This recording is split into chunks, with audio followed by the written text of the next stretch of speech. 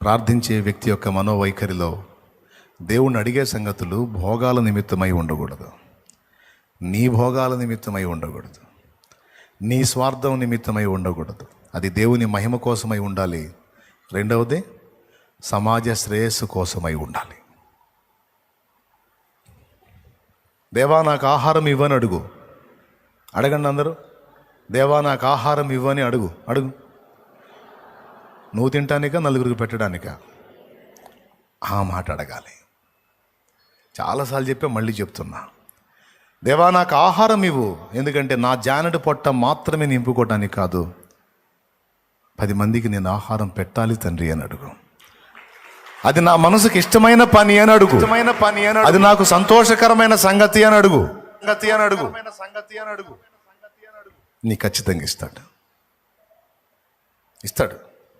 ఎందుకంటే కేవలం నీ భోగం కోసం నువ్వు అడగట్లా, 10 మంది కడుపులు నింపాలని అడుగుతున్నావు. అందులో నిస్వార్థం ఉంది. అందులో దేవునికి నచ్చే సుగుణం ఉంది. నువ్వు ఎప్పుడు దేవుని ముందుకు వచ్చినా నీ కోసం నువ్వు అడగవు, 10 మంది కోసం నువ్వు ఆశిస్తావు, అడుగుతావు గనక అది దేవునికి సంతోషం.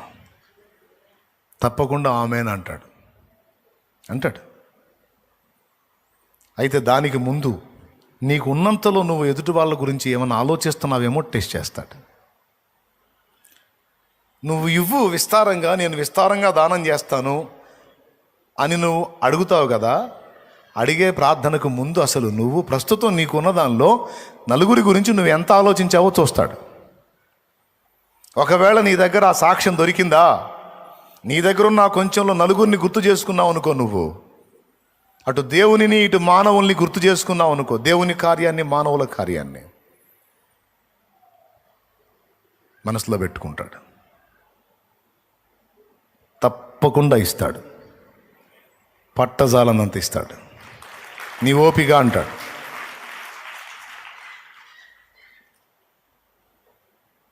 కానీ కేవలం మెతుకుపోతే నా బతికే పోయిద్ది అన్నట్టు, నేను నా స్వార్థం, నేను నా వరకే అనే మనసు నీకుంటే నీకు దొరకదు అన్నాడు. నేను చెప్పలే, అక్కడ ఉంది చూడు. ఏముందాడా? మీరు అడిగినను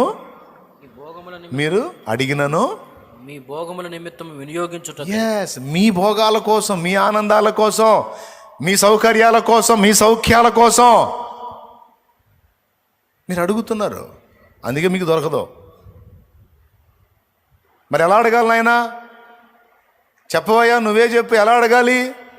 మీ భోగముల నిమిత్తము గాక ప్రభు మహిమ కొరకు ప్రజాక్షేమం కోసం అడగండి, నేను చేస్తాను అంటాడు ఆయన. అది అడగాల్సిన వైఖరి. అది ప్రార్థించే వ్యక్తి యొక్క మనోవైఖరి ఇది ఉండాలి. ఏది ఉండాలి?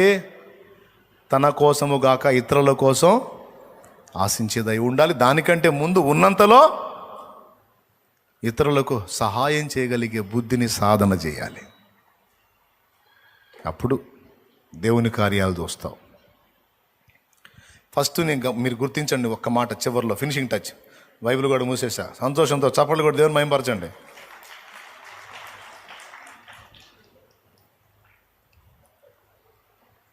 ఎందుకని ఎక్కువ మంది కొట్టలేదు? ముదిరిపోయారండి మీరు. రైట్, ఈ ఒక్క మాట విన్నాం, ఆఖరి మాటగా చెప్పి ముగిస్తాను నేను. ఫస్ట్ దేవుడు విస్తారంగా ఇవ్వడానికి ముందు కొంచెం ఇచ్చి చూస్తాడు. ఆయన మనసులో నీకు చాలా ఇవ్వాలని ఉంటుంది. దానికి ముందు నీకు కొద్దిగా ఇచ్చి చూస్తాడు. ఆ కొద్దిగలో నీ నమ్మకత్వాన్ని టెస్ట్ చేస్తాడు ఆయన. అక్కడ నువ్వు పాస్ అయ్యావనుకో, ఇక నువ్వు పట్టజాలనంత దీవెనిస్తాడు ఆయన. ఏ విషయంలోనైనా ఒకేసారి నువ్వు అడిగావని విస్తారంగా ఇవ్వడు ఆయన. ఫస్ట్ నీ మనసును టెస్ట్ చేయడానికి కొంచెము. నాకేం తెలుసు, అది కూడా బైబిల్లోనే చెప్పాడు, అది కూడా అందులోనే చెప్పాడు. లేకపోతే నాకేం తెలుసు, ఆయన చెప్పినవి చెబుతున్నాను నేను.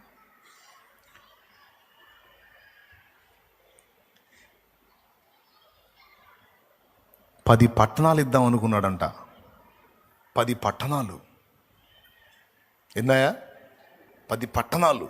ఒకటికి 10 పట్టణాలు ఇచ్చే ముందు 5 తలాంతులు ఇచ్చాడంట, లేదా 5 దేనారాలు అనుకో.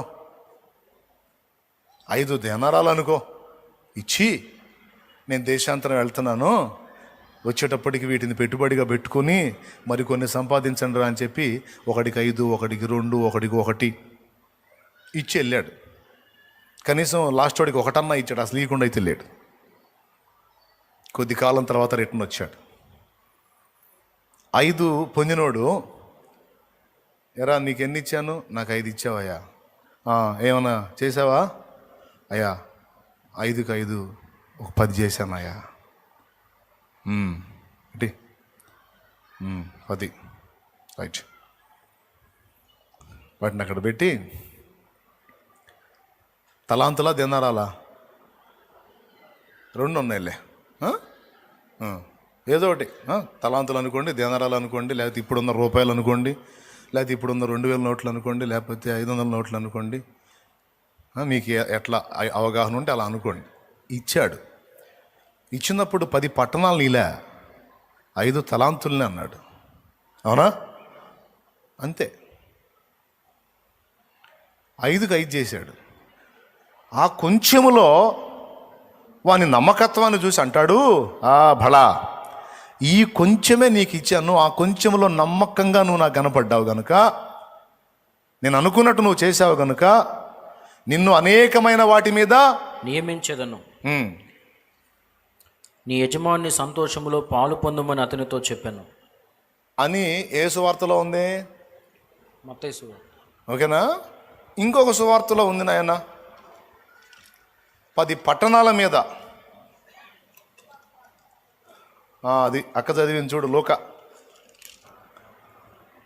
అతడు బల మంచి దాసుడా, అబ్బా, నీవు ఈ కొంచెములో నమ్మకముగా ఉంటివి గనుక నేను నీకు ఇచ్చింది ఒక్కటే మీనా, కొంచెం ఇచ్చా, కానీ దాంతో నువ్వు 10 సంపాదించావు. బళ మంచి దాసుడా, ఈ కొంచెములో నమ్మకంగా ఉండి నేను అనుకున్నట్టు చేసావు గనుక 10 పట్టణముల మీద ఒక మీనా ఎక్కడా, 10 పట్టణాలు ఎక్కడండి? ఒక్కసారి ఊహించండి మీరు. అంటే ఎంత ఇవ్వాలని మనసులో పెట్టుకొని ఎంత ఇచ్చాడో చూడండి ముందు. 10 ఆయన మనసులోనేమో మనకి 10 పట్టణాలంతా ఇవ్వాలని మనసులో ఉంది ఆయనకి. కానీ ఫస్ట్ ఇవ్వటం మాత్రం మచ్చు తొనకలాగా మచ్చుగా అన్నట్టు ఏదో ఒక మీనా ఇచ్చాడు. ఇచ్చి ఇక నీ బుద్ధిని పరీక్షిస్తున్నాడు సైలెంట్గా. ఈ మీనాన్ని దాచిపెడతావా, లేకపోతే దీన్ని వెచ్చించి ఆయనకి నమ్మకత్వాన్ని వ్యక్తం చేస్తావా అనేది పరిశీలనలో పెట్టాడు. అక్కడ నీ రంగు నా రంగు బయటపడుద్ది. ఒకవేళ మనం ఆయన అనుకున్నట్టు నమ్మకస్తులంగా తేలితే ఇక ఒక మీనాకి 10 పట్టణాలకి మీరు పోల్చి చూసుకోండి. మీరు ఇంతని చెప్పగలవా? ఇంతని అంచనా వేయగలవా? పట్టణాలండి, హైదరాబాద్ లాంటి పట్టణాలు అనుకోండి. హైదరాబాద్లో ఉన్నారా జూమ్లో? హైదరాబాద్ లాంటి పట్టణాలు అనుకోండి. అరే ఆ లైవ్ రూమ్లో ఎవడన్నా ఉన్నాడా? ఎవరన్నా కూర్చున్నారు వేరే వాళ్ళు? కాదురా, వేరే వాళ్ళు ఎవరైనా ఎంటర్ అయ్యారు అందులోకి? సన్మానం చేస్తా. నా సంగతి తెలియదు, మర్యాదగా చెబుతా. హైదరాబాద్ లాంటి పట్టణం అనుకోండి, విజయవాడ లాంటి పట్టణం అనుకోండి, 10 పట్టణాలు అప్పచెప్పేశాడు. రేపు యేసయ్య బహుమానం అక్కడ అలా ఉండబోతుంది. మీ ఇష్టం. మీకోసం బతుకుతారో, ప్రభు కోసం, ప్రజల కోసం బతుకుతారో మీరే నిర్ణయించుకోండి. ఇంతే సంగతులు. ప్రార్థించేవాడి మనోవైఖరిలో నిస్వార్థత. నేను, నా ఇల్లు, నా సంసారం, నా కడుపు, నా భోగం కాదు. ప్రభు, నా తోడి ప్రజలు, నా సహోదరులు. అలాంటి మనోవైఖరి నువ్వు కలిగి ఉండి దేవుని ముందుకెళ్తే, ఏం కావాలి నా కుమారి అంటాడు. నాకు ఇంత కావాలి తండ్రి, ఆమెన్ అంటాడు. ఏం కావాలి నా కుమారుడా? నాకు ఇది కావాలి తండ్రి, ఆమెన్ అంటాడు. ఎందుకు? నీ మనసులో ఏముందో, ఎవరి కోసం నువ్వు అడుగుతున్నావు ఆయనకి తెలుసు. నీ కోసం నువ్వు ఆలోచించవని తెలుసు ఆయనకి. నీ కోసం నువ్వు ఆలోచించు. నువ్వు ఏది అడిగినా, ఏది ఆలోచించినా, ఏది చేసినా ప్రజల కోసం. దేవా, నా బిడ్డలు ప్రార్థించడానికి, ఏకాంతంగా నేను కలుసుకోవడానికి 1 ఎకరం ఇయ్యాయా, ఊరు బయట ఇయ్యాయా, పర్వాలేదు, కానీ అక్కడ ఏ శబ్దం ఉండకూడదు, ప్రశాంతంగా ఉండాలి. 1 ఎకరా 7 ఎకరాలు ఒకటి. అప్పటిదాకా ఆ వరుసగా అడ్డ రోడ్లు ఒక 7-8 ఉన్నాయి. ఏ రోడ్డు ఇలా ఎక్కడైతే ప్రేయర్ గార్డెన్ ఏర్పడిందో ఆ రోడ్డుని ఇటు పోతారం నుంచి అటు నరసరాపేట రోడ్డు దాకా మొత్తం సిమెంట్ రోడ్డు లింక్ చేశాడు. Tar road, cement road. ఇదేందన్నా, మిగిలిన రోడ్లన్నీ వదిలిపెట్టి దీనికే సిమెంట్ రోడ్డు పడింది ఏంటి అంటే, కొంతమంది అనుకున్నారు నేనే వేయించానని. మనం కాదు, మనం అడిగాం ఏమని, నిస్వార్థంగా ప్రజల కోసం. నా దేవుడికి నచ్చింది ప్లేసు, ఆ ప్రదేశం అదంతా ఇవ్వడంతో పాటు తన బిడ్డలు వచ్చుటకు వెళ్ళుటకు సౌకర్యంగా ఉంటున్నట్లు రోడ్డు కూడా వేయించాడు ఆయన. నా దేవుడు చేసిన పని అది, ఎవరు చేసిన పని కాదు, ఎవరు చేసిన పని కాదు. కొంతమంది అనుకున్నారు రాజకీయ నాయకులు ఆయనకు పరిచయం ఉన్నారు, ఆయన అడుగు అన్నాడు, వాళ్ళు వేపించారు రోడ్డు అని. అసలు మేము మన ప్లేస్ ఉందన్న సంగతి ఎవరికి తెలియదు. ఆడ మనం తీసుకున్నామని ఎవరికి తెలుసు అండి? ఒట్టి ముడి పొలంలాగా ఉంది అది, తెలియదు ఎవరికే, కానీ ఇచ్చిన దేవుడికి తెలుసు. ఆయన లేకపోతే నడవాతి కాదు. కారు పోయి ఇరక్కపోయింది, 7 దాకా బురద పూసుకున్నా.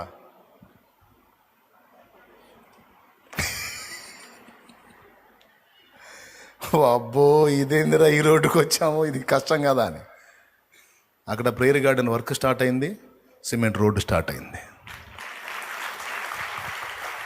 దేవుడికి నచ్చితే ఆయన చేస్తాడు ఏదైనా.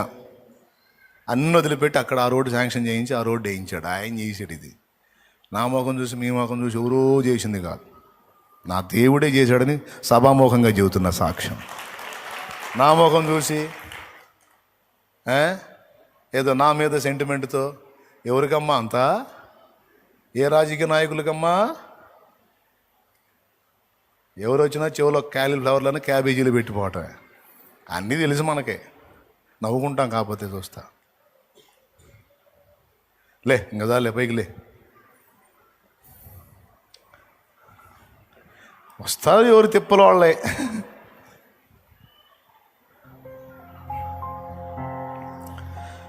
ప్రియమైన దేవుని బిడ్డ, చివరిగా ప్రార్థన చేయి. ఇది మొదలుకొని నీ మనసును అలా సిద్ధపరచుకో. 2 సంగతులు కీలకంగా చెప్పా.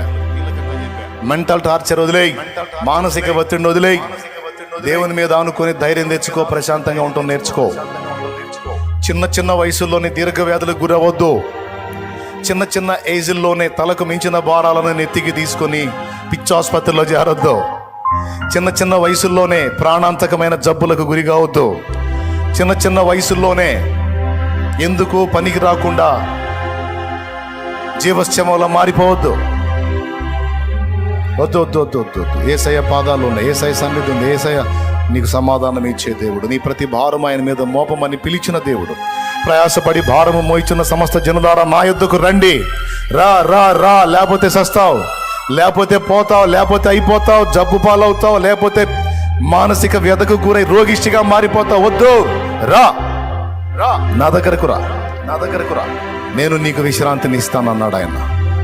నా యొద్దకు వచ్చి నా కాడి మీ మీద ఎత్తుకొని నా యొద్ద నేర్చుకునుడి, అప్పుడు మీ ప్రాణములకు విశ్రాంతి కలుగును. నేను సాత్వికుడును, దీన మనస్సు గలవాడును, రమ్మని నా దేవుడు పిలిచాడు. నువ్వు చిన్న వయసు, ఇదేం పెద్ద వయసు, నువ్వు అప్పుడే ఎందుకంత ఒత్తిడికి గురవుతున్నావు? ఏదో అయిపోతున్నట్టు ఎందుకు నువ్వు ఫీల్ అయిపోతున్నావు? ఒకటి పోయింది, పోతే ఇంకా లేదా దిక్కు? 14 ఇస్తాడు నా దేవుడు. ఒక ద్వారం ముయ్యబడితే ఇంకా లేదా దిక్కు? నీకోసం 7 ద్వారాలు ఓపెన్ చేస్తాడు నా దేవుడు. ఒక విషయంలో ఒకటి నువ్వు నష్టపోతే ఇంకా లేదా దిక్కు? 1కి 40 ఇస్తాడు నా దేవుడు. ఎందుకు కలత చెందుతున్నావు? ఎందుకు అధైర్యపడుతున్నావు, ఆలోచిస్తున్నావు, తిండి మానుకున్నావు, నిద్ర మానుకున్నావు, విశ్రాంతి కోల్పోయావు? పిచ్చిదానిలాగా ఎందుకు మారిపోతున్నావు? పిచ్చోళ్ళలాగా ఎందుకు మారిపోతున్నావు? తమ్ముడా, అవసరం లేదు. నా దేవుడు నీతో మాట్లాడుతున్నాడు. కలత చెందొద్దు, కలవరపడొద్దు. నీ మనసు అలా ఒత్తిడి గురైనప్పుడు నా ఎద్దుకు పరిగెత్తు. నేను నీకు విశ్రాంతినిస్తాను, నీకు నెమ్మదిస్తాను. నువ్వు అడిగిన దానికంటే, ఊహించిన దానికంటే ఉన్నతమైన కార్యాలు నీ కోసం సిద్ధపరిచాను. అవునేసయ్యా, నాకు నువ్వున్నావు. అనవసరంగా కలవరపడ్డాను, కలత చెందాను, నన్ను క్షమించు. ఇంకా నేను అలాంటి ఒత్తిడికి గురి కాను. ఒకవేళ ఏదన్నా ఒత్తిడి నన్ను టచ్ చేసినా నేను నీ పాదాలను ముట్టుకుంటాను, నీతో కూర్చుంటాను. ఏసయ్య, నీ దగ్గరికి వస్తాను. ఈరోజు నుంచి మనం నేర్చుకుందాం. లోడ్ పడుతుంది, బ్రెయిన్కి, మనసుకు లోడ్, ఒత్తిడి గురవుతుంది అంటే వెంటనే మనం తేరుకోవాలి. అంతేకాదు, ప్రార్థనకు మోకాళ్ళు వేసినప్పుడు సందేహాన్ని విడిచిపెట్టు. ఎవరిని క్షమించలేదు గుర్తు చేసుకొని మనసారా వారిని క్షమించు. వారు నీ దగ్గరకు వచ్చి క్షమాపణ కోరితే తప్పకుండా వారిని క్షమించు. మూడవది, నీ స్వార్థం కోసం ఆలోచించువాకు. పరోపకారార్థం ఇదం శరీరం. దేవుని మహిమ కొరకు పరులకు ఉపకారం చేయటం కోసమే మన దేహం, జీవితం. ప్రభువా, నా స్వార్థం కాదు, 10 మందికి ఉపయోగపడే పని, 10 మంది కోసం తండ్రి. నువ్వు అడుగు, నువ్వేది అడుగుతావు అడుగు. వ్యాపారం అడుగుతావు, ఉద్యోగం అడుగుతావు, పని అడుగుతావు. కానీ అడిగేటప్పుడు నా ఒక్కడికి ఉద్యోగం నేను అడగట్లేదు తండ్రి, నాకు ఉపాధి నీవు, 10 మందికి నేను ఉద్యోగం ఇవ్వాలి తండ్రి అని అడుగు. 10 మందికి నేను పని ఇవ్వాలి తండ్రి. 10 మంది కుటుంబాలు అన్నం తింటుంటే చూడాలి తండ్రి. 10 మంది కుటుంబాలకు అన్నం పెట్టాలి. 10 మంది దీపాలు నిలబెట్టాలి. నన్ను బలపరచు, నన్ను ఆశీర్వదించు. నా కోసం కాదు, పరుల కోసం నన్ను ఆశీర్వదించు. నీ పని కోసం నన్ను ఆశీర్వదించు. నేను చదువుతున్నా, నాకు జాబ్ వచ్చేటట్టు చేయి. నా భోగాల కోసం కాదు, 10 మంది కోసం, నీ పని కోసం ప్రభువా. నువ్వు ఏది అడిగినా ఈ మాట ఉండాలి. ఈ మనోవైఖరి కలిగి ఈ 3 సంగతులు దృష్టించి మీరు దేవుని పాదాల దగ్గరికి వచ్చి అడిగారా, తప్పకుండా సహాయం చేస్తాం. అడిగినవన్నీ పొందేశావన్నాము. పొందుతానని కానీ, ఎప్పుడో ఇస్తాడని కానీ కాదు, ఇచ్చాడు అంతే. ప్రార్థన అందరం ఏకీభవించి ప్రార్థన చేద్దాం, తలలు వంచి కళ్ళు మూసి. ఈరోజు నువ్వేం అడగాలనుకున్నావు అడుగు దేవుడిని, అది నీకు దేవుడు ఇచ్చాడని నమ్ము, విశ్వసించు. దేవుని కార్యాన్ని చూస్తావు. ప్రార్థన. స్తోత్రములు తండ్రి, దయగలిగిన దేవా, వందనాలు, స్తోత్రాలు, వందనాలు, కృతజ్ఞతలు ప్రభువా. ఈవేళ మీ దాసుని వాడుకొని మాతో మాట్లాడిన ప్రతి మాటను బట్టి నిండు మనసుతో మీకు స్తోత్రాలు, వందనాలు, కృతజ్ఞతలు చెల్లిస్తున్నాను. ఈరోజు ఒక్కొక్కరి జీవితాల్లో ఆయన మనశ్శాంతి లేకుండా, ప్రశాంతత లేకుండా, భయాందోళనలో బ్రతుకుతానికి కన్నా కారణాలు బయలుపరిచావు నాయన. వాటి నుండి బయటకు వచ్చే మార్గాన్ని మీరు బయలుపరిచారు తండ్రి. మీకు స్తోత్రాలు. మేమందరమనైనా విన్న ఈ సందేశాన్ని అనుసరించి మనసుని అదుపు చేసుకునే కృప మీరు మాకు దయచేయండి. మనసును నిగ్రహించుకునే అభిషేకం మాకు దయచేయండి అయ్యా. ప్రతి విషయంలోనైనా మనసును నీ మీద ఆనుకునేటట్లుగా అది సాధన చేసుకునే కృప మా అందరికీ మీరు అనుగ్రహించమని ప్రార్థన చేస్తూ ఉన్నాం తండ్రి. బలహీన మనసు, సందేహాన్ని కలిగించే మనసు మాలో నుంచి తొలగించండి నాయన. ప్రార్థన చేస్తున్న మేము నా తండ్రి విశ్వాసంతో నీ మీద పూర్తి నమ్మకంతో మొర్ర పెట్టడానికి సహాయం దయచేయండి. ప్రార్థన చేయడానికి ఇక ముందు పూనుకుంటున్న ప్రతి ఒక్కరూ కూడా ఎవరెవరినైతే ఇంకా క్షమించకుండా ఉన్నారో ప్రతి ఒక్కరూ వారికి శత్రువులుగా ఉన్న వారిని క్షమించే మనసు దయచేయండి నాయన. అలాగే నా తండ్రి, మా కొరకు కాకుండా ప్రజల క్షేమము కొరకు, నీ మహిమ కొరకు ప్రతిదీ అడిగేటువంటి మనసు, ఇటువంటి శుభ లక్షణాలు మా మనసుల్లో కలిగించి ప్రార్థన ద్వారా ప్రతిదీ మీ నుండి పొందుకునే కృప దయచేయండి నాయన. విన్న ఈ మాటలు మా హృదయాల్లో స్థిరపరచండి తండ్రి. ఈ విధంగా దైవజనులు, మీ సేవకులు, విశ్వాసులు అందరూ బ్రతకడానికి సహాయం దయచేయండి నాయన. ఈ రోజు నుంచి నా ప్రభువా, యేసు నామములో ప్రశాంతముగా ఒక్కొక్కరు జీవించుదురుగాక, మనసును నాయన అదుపులో పెట్టుకొందురుగాక. నీకే వందనాలు చెల్లిస్తున్నాం తండ్రి. ఇంతవరకు వాక్యం అందించిన మీ దాసులను మీ ఏడంతల ఆత్మ చేత నింపండి అయ్యా. మంచి ఆరోగ్యము, శక్తిని, బలమును, అభిషేకమును మీరు దయచేయండి నాయన. మీటింగ్స్ పనుల కోసం నా తండ్రి పూనుకొని ఉండగా మీరే ఒక్కొక్కరికి జ్ఞానాన్ని దయచేయండి అయ్యా. మరి ముఖ్యంగా నీ దాసునికి అభిషేకం దయచేయండి అయ్యా. ప్రశాంతతను దయచేయండి అయ్యా. నూతన అభిషేకాన్ని కుమ్మరించండి తండ్రి. ప్రతి విధమైన దుష్టుని తంత్రములు యేసు నామములో లయపరచబడునుగాక. దైవ జనాంగానికి జ్ఞానం దయచేయండి, పరిచారకులకు జ్ఞానం దయచేయండి, ప్రతి ఒక్కరికి కృప అనుగ్రహించమని వేడుకుంటున్నాం తండ్రి. ఈవేళ ఈ ప్రార్థనలో ఏకీభవించిన ఒక్కొక్కరి జీవితాల్లో ఉన్న బలహీనతలు యేసు నామములో తొలగిపోవునుగాక. వ్యాధుల నుండి విడుదల కలుగునుగాక. రిపోర్ట్లు యేసు నామములో మారిపోవునుగాక. ఆర్థిక సమస్యలు, అప్పుల బంధకాల్లో నుండి ప్రతి ఒక్కరూ బయటికి రావడానికి సహాయం దయచేయండి అయ్యా. చదువుకుంటున్న బిడ్డలకి మంచి జ్ఞానం దయచేయండి తండ్రి. వివాహం కాని వారికి వివాహం అవ్వాలి ప్రభువా. పిల్లలు లేని వారికి పిల్లలు కలగాలి నాయన. ఇంకా ఎలాంటి సమస్యలు నీ బిడ్డలు ఎదుర్కొంటున్నారో ఈ రోజు ఇక్కడ నుంచి వెళుతుండగానే యేసు నామములో విడుదల పొందుకొందురుగాక. కార్యములతో తిరిగి వెళ్ళుదురుగాక. సంపూర్ణ విశ్వాసంతో, నిశ్చయతతో నాయన ప్రార్థించి వెళుతూ ఉండగానే శుభవార్తలు వినబడాలయ్యా. వెళుతూ ఉండగానే స్వస్థత కలగాలయ్యా. వెళుతూ ఉండగానే నీ బలమైన కార్యాలు ఒక్కొక్కరి జీవితంలో జరుగునుగాక. నూతన అభిషేకంతో కూడా మీరు నింపి మీ నామానికి మహిమ తెచ్చుకోమని ఈ ప్రార్థనలో ఏకీభవించిన ప్రతి ఒక్కరిని పేరు పేరున దీవించమని యేసు నామములో అడిగి ప్రార్థించి వేడుకుంటున్నాము తండ్రి. మన తండ్రి అయిన దేవుని ప్రేమ, ఆయన ప్రియ కుమారుడును లోకరక్షకుడునైన యేసుక్రీస్తు వారి దివ్యమైన కృప, పరిశుద్ధాత్మ దేవుని యొక్క అన్యననీతి సహాయ సహవాస సమాధానములు సమకూడిన మనకు సకల పరిశుద్ధులకు సార్వత్రిక సంఘం అంతటికి సదాకాలము తోడై ఉండి నిత్యంతములో చేరు పర్యంతము నడిపించునుగాక.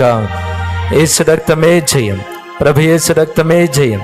యేసు నామమునకు సంపూర్ణ విజయం కలుగునుగాక. హల్లెలూయా, హల్లెలూయా. అందరం చెప్దాం హల్లెలూయా.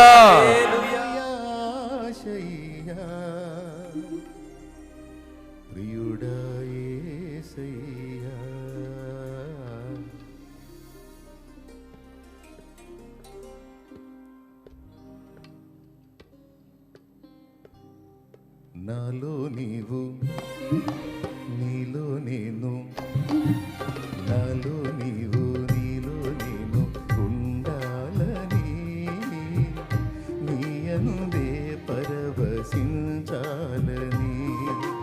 నాలో నీవు, నీలో నేను ఉండాలని, నీ అందే పరవశించాలని. నా హృదయాశయ్యా ప్రియుడా యేసయ్యా, నా హృదయాశయ్యా ప్రియుడా యేసయ్యా. నాలో నీవు, నీలో నేను ఉండాలని, నీ అందే పరవశించాలని. నాలో నీవు, నీలో నేను ఉండాలని, నీ అందే పరవశించాలని.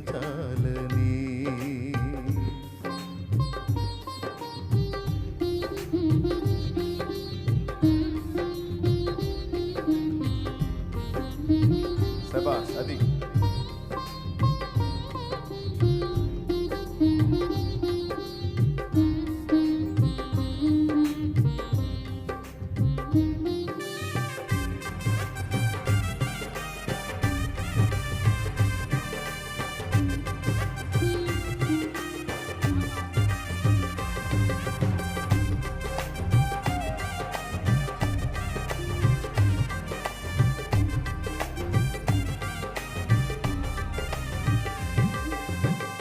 కడలియంత ఎగసి పడినా హద్దు దాటదు నీ ఆజ్ఞ లేక.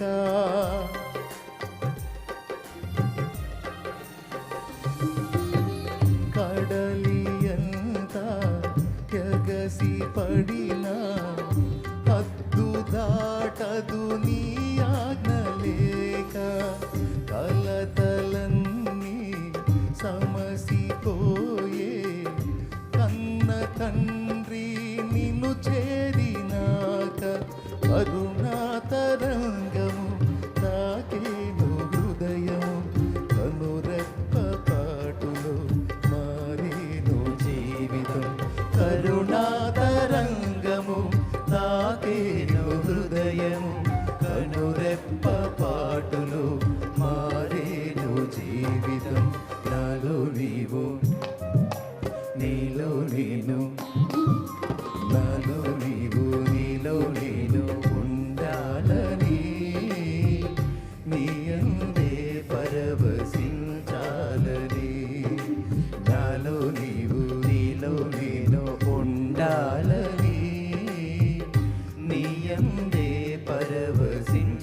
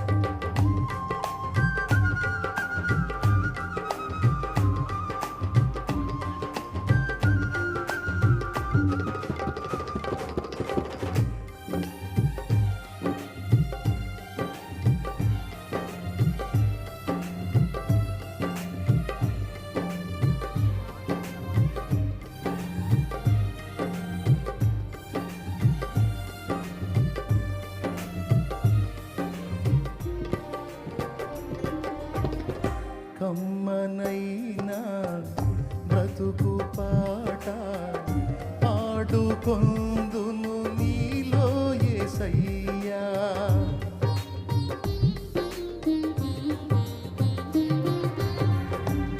కమ్మనైనా బ్రతుకు పాట పాడుకొందును నీలో యేసయ్యా.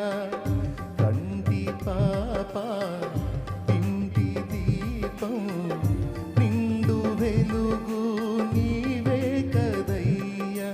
కమనీయమైనది నీ దివ్య రూపము కలనైన మరువను నీ నామ ధ్యానము. కమనీయమైనది నీ దివ్య రూపము కలనైన మరువను నీ నామ ధ్యానము. నాలో నీవు నీలో నేను నాలో నీవు నీలో నేను ఉండాలని నీ అందే పరవశించాలని. నాలో నీవు నీలో నేను ఉండాలని నీ అందే పరవశించాలని.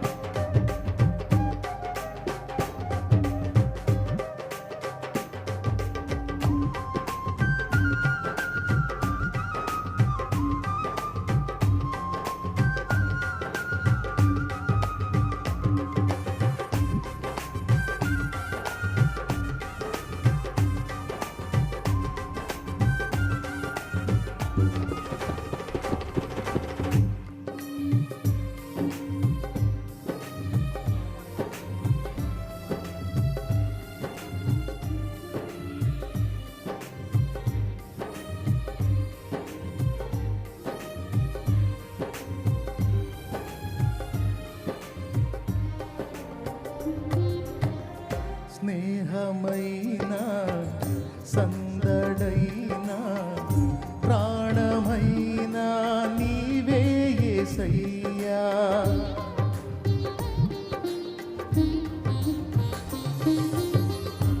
స్నేహమైన సందడైన ప్రాణమైన నీవే యేసయ్యా. సన్నిధిలోన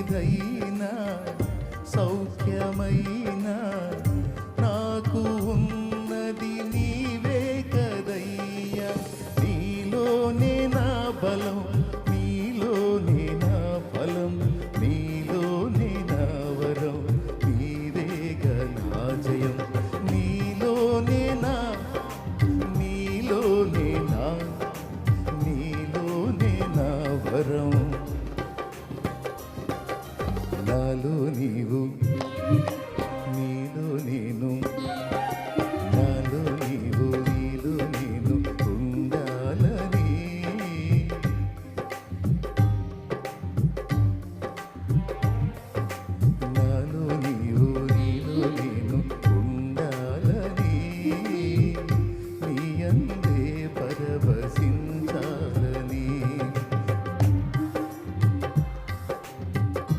స్వరాలు వినపడాలి. యేసయ్యా నా హృదయాశయ్యా ప్రియుడా యేసయ్యా నా హృదయాశయ్యా ప్రియుడా యేసయ్యా నా హృదయాశయ్యా ప్రియుడా యేసయ్యా నాలో నీవు నీలో నేను ఉండాలని.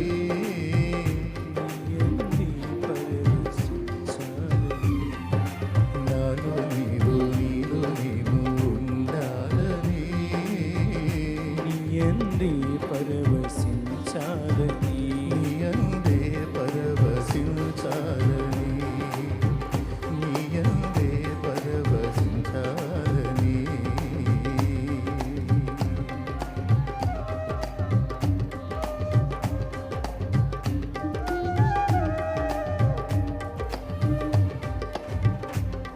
Praise the Lord. Hallelujah.